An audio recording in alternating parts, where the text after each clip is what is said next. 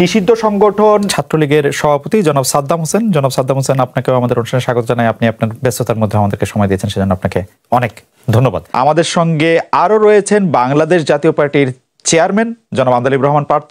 Barrister Andalib Rahman Partha, আপনিও আপনার ব্যস্ত সময়ের মধ্যে থেকে আমাদের সময় দিয়েছেন, আপনি আমাদের কৃতজ্ঞতা জানবেন এবং শুভেচ্ছা রইল। আমি প্রথমেই, ছাত্রলীগ এখন একটা নিষিদ্ধ সংগঠন এবং এই নিষিদ্ধ সংগঠন বা একটা সন্ত্রাসী সংগঠন হিসাবে তাদের একটা নিষিদ্ধ করার ক্ষেত্রে একটা জনমত তৈরি হয়েছিল, এইটা আপনি কিভাবে দেখেন? এটা প্রথমে আমরা ছাত্রলীগের পক্ষ থেকে সুস্পষ্ট বলেছি যে এটির কোনো যৌক্তিক ভিত্তি, কোনো আইনি ভিত্তি, কোনো নৈতিক ভিত্তি কোনো কিছুই নেই। এজন্য এটিকে আমরা থোড়াই কেয়ার করি, এটিকে আমরা ন্যূনতম অর্থে পরোয়া করি না। এবং সত্যিকার অর্থে যারা পাকিস্তান সামরিক বাহিনী মুক্তিযুদ্ধ চলাকালীন সময় বাংলাদেশ আওয়ামী লীগ সহ আমাদের বাংলাদেশ ছাত্রলীগের উপর নিষেধাজ্ঞা দিয়েছিল, তো যারা সামরিক স্বৈরশাসক, যারা বাংলাদেশের জনগণের উপর যারা জবরদখল করে কুক্ষিগত ক্ষমতা চাপিয়ে দিয়েছে, তারা যখন আমাদেরকে নিষিদ্ধ করে, আমরা মনে করি এই নিষিদ্ধ বাংলাদেশ ছাত্রলীগের জন্য ব্যাজ অব অনার, এটি আমাদের জন্য সম্মানের। এবং তারা মূলত এটি করেছে, তারা যেটি রিসেট বাটন, যেটি তারা বলেছে যে তারা আমাদের মুক্তিযুদ্ধের অঙ্গীকার, গণতান্ত্রিক অঙ্গীকার সবকিছুকে ধূলিসাৎ করে দিয়ে যেন নতুন করে 24 সালে বাংলাদেশের ইতিহাসে যাত্রা শুরু হচ্ছে, সেটি যে করতে যাচ্ছে, সেই রিসেট বাটন বাস্তবায়ন করার একটি প্রারম্ভিক লক্ষ্য হিসেবে তারা বাংলাদেশ ছাত্রলীগের উপর নিষেধাজ্ঞা জারি করেছে। এবং আরেকটি বিষয় মনে করি, সেটা হচ্ছে তারা যে আমাদের তারা তো প্রথম কথা হচ্ছে তাদের তো জনগণের ম্যান্ডেট নেই, তারা অগণতান্ত্রিক, অবৈধ এবং অসাংবিধানিক। এই অগণতান্ত্রিক শাসন ব্যবস্থার নিরাপত্তা নিশ্চিত করার জন্য তারা বাংলাদেশ ছাত্রলীগের উপর নিষেধাজ্ঞা আরোপ করেছে। এবং আরেকটি বিষয়, এই গণহত্যা, এই যে বিষয়গুলো উঠতে বসতে তারা সবসময় বলছে এই যে হত্যাকাণ্ডগুলো ঘটেছে, এবং আমরা যেটি মনে করি, একটি হচ্ছে যে এটি ফৌজদারি অপরাধ, এটি আইনানুগ তদন্তের বিষয়। কিন্তু আমরা যেটি মনে করি সেটা হচ্ছে যে এটি সুস্পষ্টভাবে এই হত্যাকাণ্ডগুলোর সঙ্গে যারা সম্পৃক্ত রয়েছে তারাই আজকে ক্ষমতাসীন রয়েছে, সেই দায়টি আড়াল করার জন্য তারা বাংলাদেশ ছাত্রলীগের উপর এই নিষেধাজ্ঞার এই অশুভ অস্ত্রটি প্রয়োগ করেছে বলে মনে করি। যে আকাঙ্ক্ষা নিয়ে আন্দোলন করে শেখ হাসিনার পতন ঘটানো হয়েছে এবং যে আন্দোলনে আসলে সবাই অংশগ্রহণ করেছে, কারণ এই সরকারের পতন, সেই আকাঙ্ক্ষা পূরণে ডক্টর ইউনূসের সরকার, আমরা এটাকে ডক্টর ইউনূসের সরকার বলবো না বৈষম্য বিরোধী ছাত্র আন্দোলনের সরকার বলবো আমি জানি না, কারণ তাদেরই দেখা যাচ্ছে, ডক্টর ইউনূসও বলছেন যে তারাই তাকে চাকরি দিয়েছেন, আপনি কত নম্বর দিবেন? এই সরকার কিন্তু সেটির দালিলিক প্রমাণই রেখেছে। এক হচ্ছে সংবিধান নিয়ে তাদের যে বক্তব্য, আমরা ইতিমধ্যে শুনেছি, রাজনৈতিক মতামতের পার্থক্য থাকতে পারে, গণতান্ত্রিক দুর্বলতা, ত্রুটি বিচ্যুতি নিয়ে আলাপ আলোচনা হতে পারে, আমাদেরও ত্রুটি বিচ্যুতি ভুলভ্রান্তি থাকতে পারে, সব বিষয় নিয়ে খোলামেলা আলোচনাকে আমরা স্বাগত জানাই। কিন্তু তারা আজকে যে বিষয়টিকে সামনে রেখে এই রিসেট বাটনের কথা নিয়ে এসেছে এবং তাদের কাজে কর্মে যদি আমরা সেটির প্রতিকায়ন আমরা দেখতে পাই, মুক্তিযুদ্ধের অঙ্গীকার, মুক্তিযোদ্ধাদের প্রতি বাংলাদেশের জনগণের যে সম্মাননা রয়েছে সেটিকে ধূলিসাৎ করা এবং 71 সালকে প্রতিস্থাপিত করার একটি প্রচেষ্টা, এবং আমাদের 71 সালের ব্যাপারে বাংলাদেশের জনগণের যে দৃষ্টিভঙ্গি, সেই দৃষ্টিভঙ্গিকে বদলে দেওয়ার একটি অপচেষ্টা আমরা দেখতে পাচ্ছি।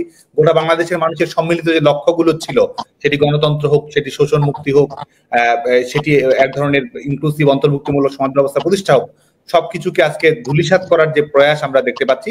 তো সুস্পষ্টভাবেই তারা আসলে এটিতেই তারা বিশ্বাস করে এবং আমাদের স্বাধীনতার অঙ্গীকারে তারা বিশ্বাস করে না বলে আমি মনে করি। আচ্ছা, আমি প্রশ্নটা করি, থ্যাংক ইউ।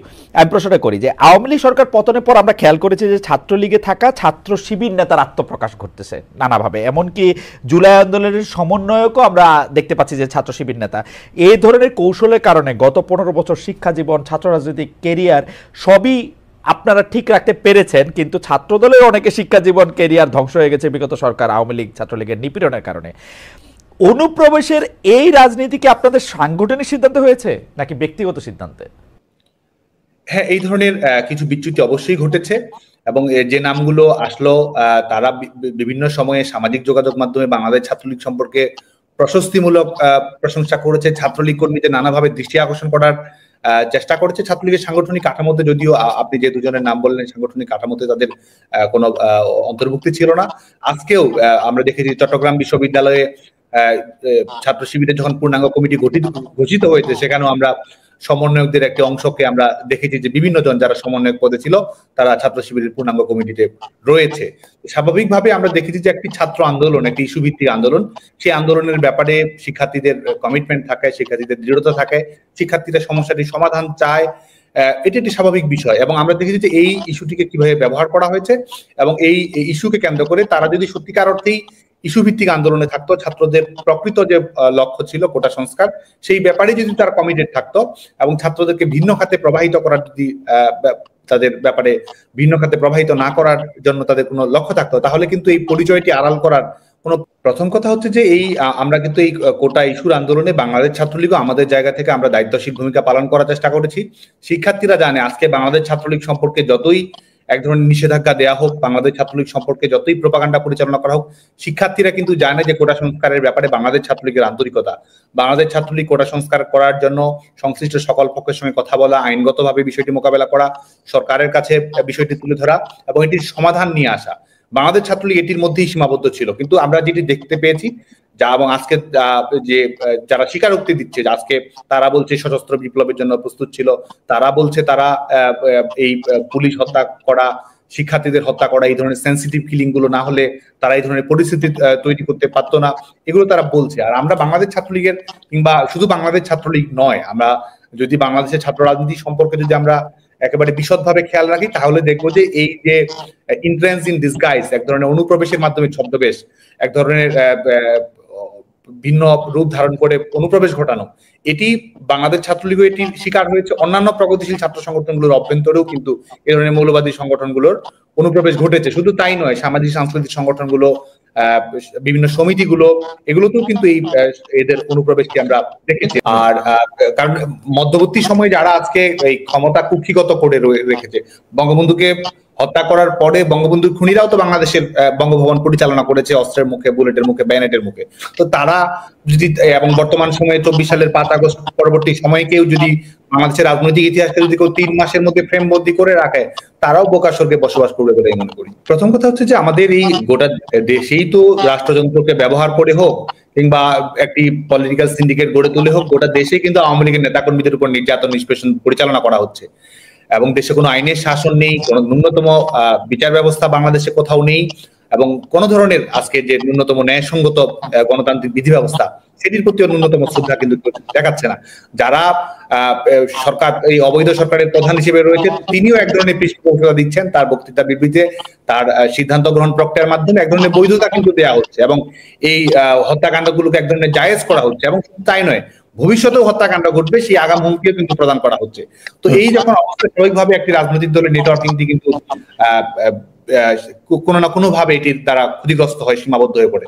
কিন্তু এই কোটা সংস্কার ইস্যুকে কেন্দ্র করে এই লাশের রাজনীতি, এই ধরনের গৃহযুদ্ধের বাস্তবতা, এই ধরনের সুযোগ সন্ধানী প্রচেষ্টা, এটি কিন্তু আমরা দেখতে পাচ্ছি, এটি নতুন কিছু নয়। যখন এই আন্দোলন চলাকালীন সময়, কারণ বাংলাদেশে আইনগতভাবে 11 জুলাইয়ের পর থেকে বাংলাদেশে কোনো কোটা কার্যকর ছিল না। 12 জুলাই যে পরীক্ষা দিয়েছে, 12 জুলাই যে পরীক্ষার বিজ্ঞপ্তিতে এসেছে, সেখানেও বাংলাদেশে 1% কোটাও ছিল না। এটি হচ্ছে বাংলাদেশের বাস্তবতা। তো 11 জুলাই যে আন্দোলনের একটি হ্যাপি এন্ডিং হওয়ার কথা, সেটিকে যে টেনে হিসেবে অন্যদিকে প্রলম্বিত করা হলো এবং সে সময়ই বলা হয়েছে আওয়ামী নিধন করতে হবে, আওয়ামী লীগ নেতাকর্মীদেরকে হত্যা করতে হবে। এটি তো শুধু 5 আগস্ট পরবর্তী সময়ে সরকারের স্বীকারোক্তি নয়, আগে থেকে কিন্তু তারা এই ধরনের কথাবার্তাগুলো বলছে এবং আজকে তারা যে ধরনের উদ্ধত্ত দেখাচ্ছে, যে ধরনের, এবং শুধু তাই নয়, অফিসিয়াল ডিক্লারেশন, সরকারি প্রজ্ঞাপনের মাধ্যমেই তো তারা প্রমাণ করেছে যে তারা এই হত্যাকাণ্ডগুলোর সঙ্গে সম্পৃক্ত। এই বাংলাদেশে যে সহিংসতামূলক ঘটনাগুলো বলতে যাচ্ছে যে 8ই আগস্ট পর্যন্ত যে বিচার হবে না বলেছে, সেটা হ্যাঁ, ইন্ডেমনিটি দিয়েছে। তারা তো ইন্ডেমনিটি দেওয়ার মাধ্যমেই প্রমাণ করেছে যে এটি কারা এর সঙ্গে সম্পৃক্ত রয়েছে, কারা এর সঙ্গে সম্পৃক্ত নয়, কোন বিষয়গুলো আপনি আইনের আওতায় নিয়ে আসতে পারবেন, কোনগুলো প্রশ্ন করতে পারবেন না, সেটি তো তারা এক ধরনের ইন্ডেমনিটি দিয়েছে। এটি তো 75 সালে বঙ্গবন্ধুর হত্যাকাণ্ডে যেমন ইন্ডেমনিটি প্রদান করা হয়েছে, আজকেও এই শিক্ষার্থীদেরকে যারা হত্যাকাণ্ডের সঙ্গে সম্পৃক্ত রয়েছে তাদেরকে ইন্ডেমনিটি দেওয়ার জন্য এটি করা হয়েছে। এবং এরা আগামীতেও, আমি মনে করি যে এরা বাংলাদেশের জনগণকে জিম্মি করে নিজেদের যে, আজকে দেখুন, আজকে তো আমি মনে করি যে আজকে ছেলেমেয়েরা, আজকে বাংলাদেশের গোটা বাংলাদেশ অস্থিতিশীল অবস্থার মধ্যে রয়েছে, জনগণের জীবনের নিরাপত্তা নেই।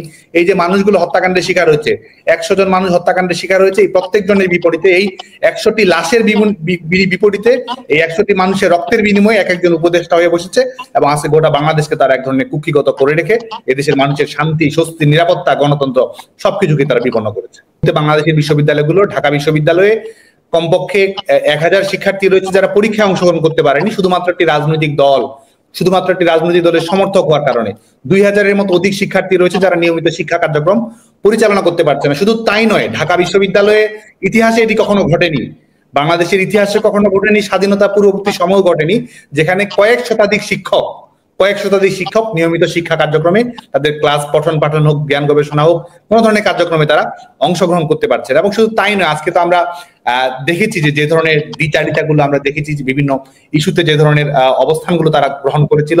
এই বিচার বিভাগে আপনি প্রধান বিচারপতিকে কিভাবে অপসারণ করা হলো, 23 জন বিচারপতিকে কিভাবে নিয়োগ করা হলো, এবং তারাই সবসময় কিন্তু বলেছে যে বিচারপতি নিয়োগে আইন থাকা উচিত, এই ধরনের কথাগুলো কিন্তু তারা সবসময় বলেছে। আজকে তারা বিচার বিভাগকে কিভাবে নির্বাহী বিভাগের মাধ্যমে বিচার বিভাগকে তারা হস্তগত করলো, সেটা কিন্তু প্রমাণিত হচ্ছে। আজকে নির্বাচন নিয়ে তারা সবসময় কথা বলেছে, সেই নির্বাচন নিয়ে তারা সার্চ কমিটি গঠন করছে, এবং সেই সার্চ কমিটিতে কাদের সে ধরনের বিতর্কিত মানুষগুলোকে তারা বসিয়েছে। এটির মাধ্যমে কিন্তু তাদের সার্বিক যে দ্বিচারিতা সবকিছু বাংলাদেশের মানুষের কাছে ফুটে আছে। তারা মানবাধিকার নিয়ে সবসময় কথা বলেছে, অথচ বাংলাদেশের মানুষের আজকে মৌলিক মানবাধিকার নেই, সভা করার অধিকার নেই, সমাবেশ করার অধিকার নেই। আজকে তারা আজকে আওয়ামী লীগ বাংলাদেশের প্রধানতম রাজনৈতিক দল, বাংলাদেশ